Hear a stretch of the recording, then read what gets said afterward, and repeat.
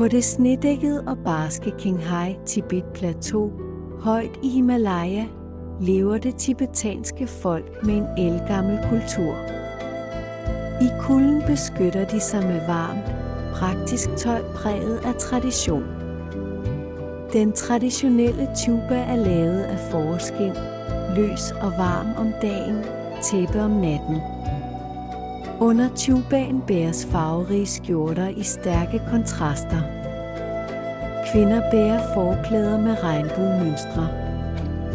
Støvler og gyldne hatte fuldender stilen. Smykker som øreringe og bælter med ædelsten har stor betydning og er rigt udsmykket.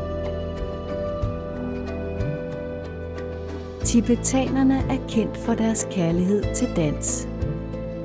Den tibetanske dans på Shenyun-scenen er fuld af kraft og skønhed. Den afspejler en nomadisk livsstil, kroppen bøjes frem, og knæene hopper rytmisk. Bevægelserne udspringer af daglige vandringer i bjergene.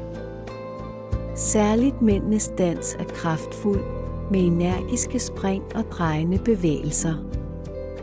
At give en kata er en vigtig tibetansk tradition, der udtrykker renhed, respekt og oprigtighed. På det kolde og barske Himalaya-plateau lever troen og åndeligheden stærkt. De danser for at ære det guddommelige. Med kata viser de hengivenhed og respekt. En hjertelig velsignelse til det tibetanske folk, må de leve i fred, lykke og med håb for fremtiden.